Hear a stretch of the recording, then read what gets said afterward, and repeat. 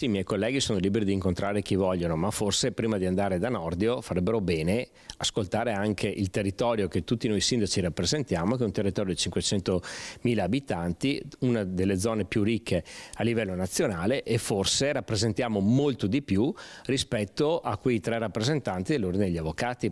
Eccola la risposta alla nota diffusa nelle scorse ore dai sindaci di Padova, Vicenza e Treviso che hanno incontrato i presidenti degli ordini degli avvocati del loro territorio.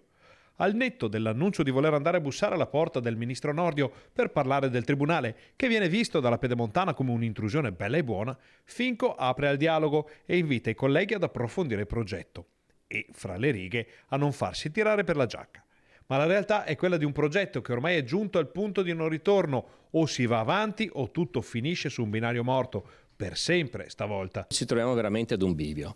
È solamente una questione di volontà politica. Se il ministro Nordio crede in questo progetto, prende il testo che è già pronto e lo porta in Consiglio dei Ministri. Poi ci saranno i tempi parlamentari, però visto che c'è una maggioranza solida a livello nazionale, entro un anno potremo portare a casa il tribunale. Finco fa notare come i presidenti degli avvocati di Padova, Treviso e Vicenza portino avanti gli interessi della categoria, mentre sul Tribunale della Pedemontana grava l'interesse di un territorio che ha già fatto sentire la propria voce. Questo è un territorio che, al di là dei colori politici, sta lavorando unito e compatto su questo argomento.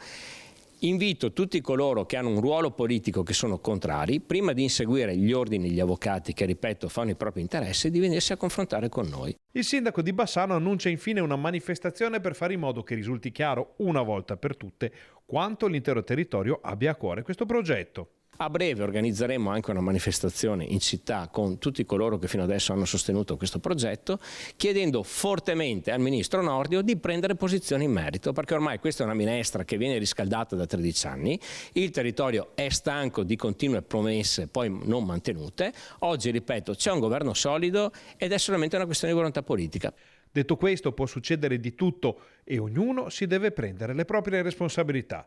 Anche quella di dire a un'area di 70 comuni con 500.000 di abitanti e il PIL di un piccolo Stato benestante che il suo diritto a un presidio di giustizia era troppo piccolo di fronte ad altri interessi.